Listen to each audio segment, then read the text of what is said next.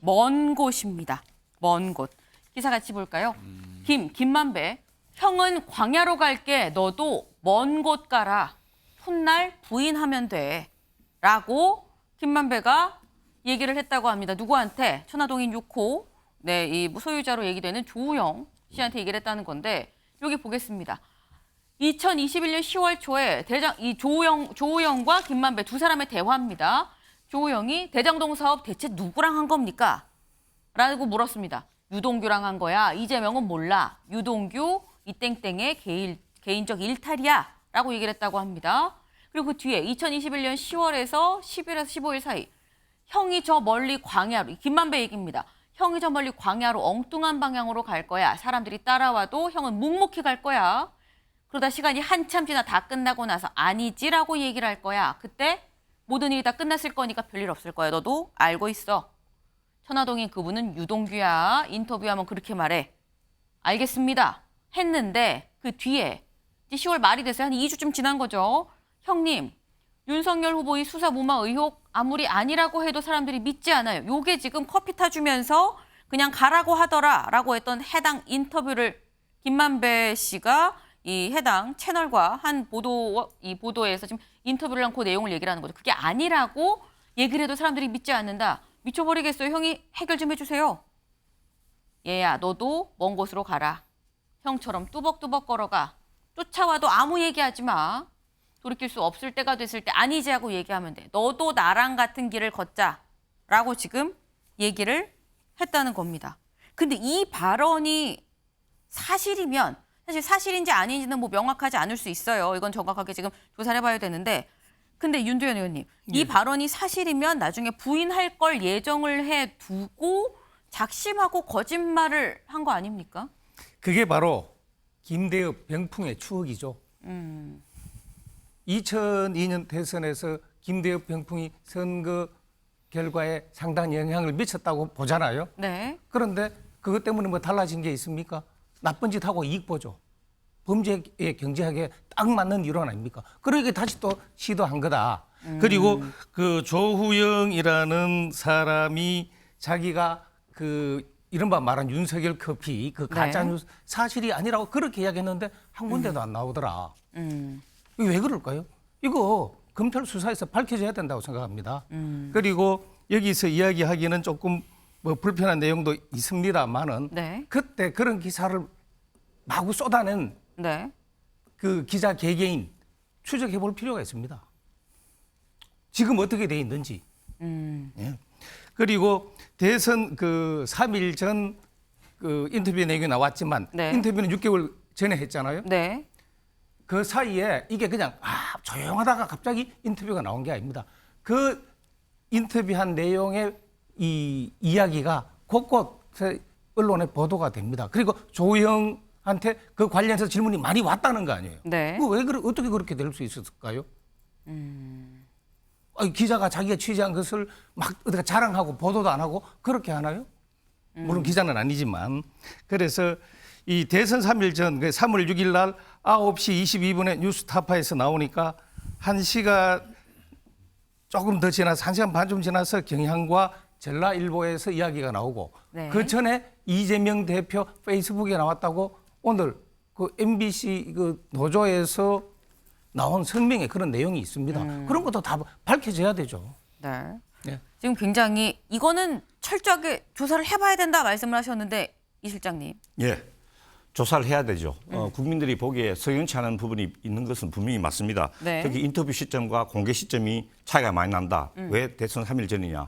그리고 책값으로 준 1억 6,500만 원은 이건 정말로 국민들이 보기에 이해할 수 없다. 그래서 김만배 씨가 분명히 뭔가를 숨기고 있다고 생각되고 수사를 해야 됩니다.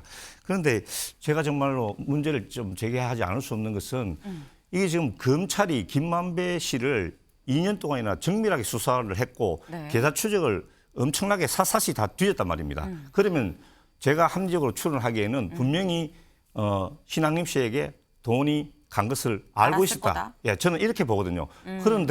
그런데 왜 하필이면 이 시점에 와서 그 사실을 공개하고 새로이 수사에 착수하느냐. 예, 저는 그 부분에 대해서 의문을 제기하지 않을 수가 없습니다. 네, 김병민 최고님. 네, 왜 하필 그걸 지금 얘기하는 거냐? 지금 나왔던 내용들에 대해서 여기에 대한 검찰의 수사가 문제다 이제 항상 이런 식으로 야당에서는 주장하고 나서는데요. 가장 중요한 내용들은 2021년 가을로 돌아갈 수밖에 없습니다.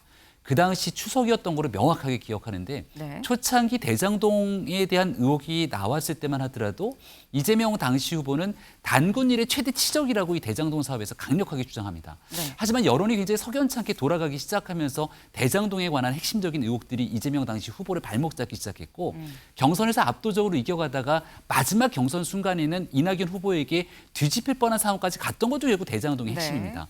근데 그 가을 추석이 이뤄지게 되던 그 시점에 김만배 씨가 신앙림 씨와 인터뷰를 했던 내용들을 들고 있었던 것이고요. 여기에 조호영 씨는 본인이 이용당했다고 하고 그 내용들을 수차례 언급하고 이야기를 했지만 언론이 받아주지 않고 그 당시 검찰에서도 그 같은 부분들을 문제 삼지 않았다는 것 아니겠습니까?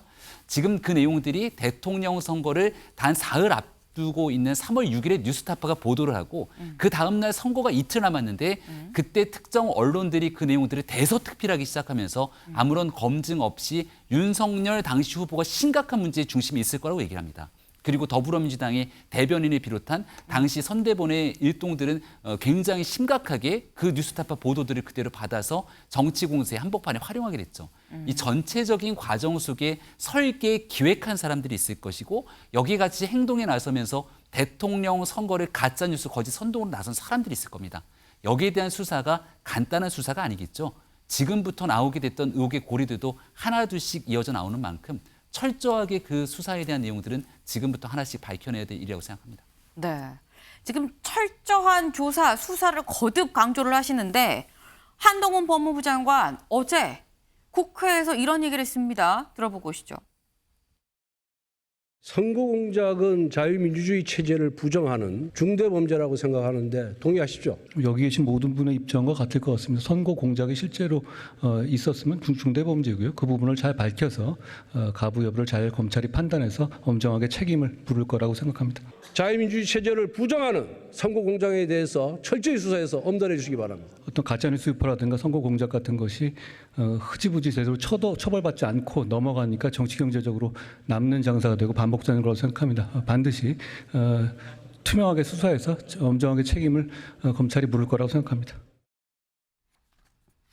네, 지금 이 한동훈 법무부 장관 선거 공작 엄단해달라라는 권성동 의원의 얘기에 이렇게 얘기합니다. 선거 공작 같은 게 흐지부지되고 처벌받지 않고 넘어가니까 남는 장사가 되는 거 아니겠습니까? 요 얘기인즉슨 다시 내가 꼼꼼하게 잘 봐서 엄단을 하겠다라는 취지로 지금 얘기를 한 겁니다. 마침 또 어제 대통령실도 입장을 냈습니다. 대통령실 김만배, 신앙림 거짓 인터뷰, 희대의 대선 공작이다. 강력 비판을 했다라는 겁니다. 지금 희대의 대선 공작, 그러니까 대통령실이 입장을 낼 때 희대의 이런 표현을 잘 넣지 않죠. 그런데 희대의 대선 공작이다라고 얘기했습니다. 이거는 그만큼 사안을 좀 굉장히 좀 크게 보고 있는 것 같아요. 좀 일단은. 근데 이 부분에 대해서 다음 기사를 좀 이어서 볼까요? 이건 조선일보입니다. 조선일보. 윤희 대장동 몸통 총공세 폈던 민주당 진상 드러나자 침묵. 네, 김병욱 의원님. 네. 일단 뭐 이거는 뭐 이렇게 왜 그때는 총공세했는데 왜 지금 이 사안에 대해서는 별다르게 입장을 내지 않는 것이냐라는 취지의 지금 비판이 조선일보가 담겨 있습니다. 글쎄 제가 뭐 지도부가 아니라서 입장이 나왔는지는 확인을 못하고 왔는데요. 네. 아마 신앙님 이 언론노동조합 위원장이 어느 정도 언론계에서는 신망을 받는 분 아니겠습니까? 그분이 인터뷰한 내용을 네. 뉴스타파가 보도를 한 거라서 아마 이 믿었다 신앙을. 녹취록을 건네준 사람의 어느 정도 신뢰가 있지 않았을까라는 생각을 하고 있고요. 네. 또 뉴스타파 자체 내에서도 아까 책값으로 받은 1억 6천 얼마가 부정한 돈이고 언론윤리상 이건 맞지 않다.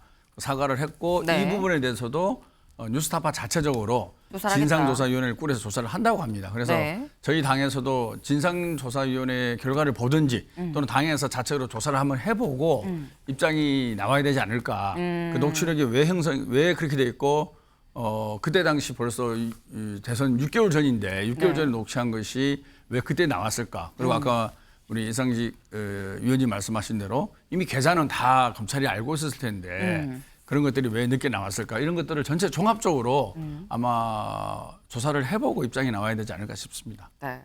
그러니까 지금 관련된 사안을 좀 살펴보고 있기 때문에 뭐 섣불리 입장 이렇다 저렇다 내지 않는 것뿐이다. 라는 말씀으로 좀 이해를 합니다.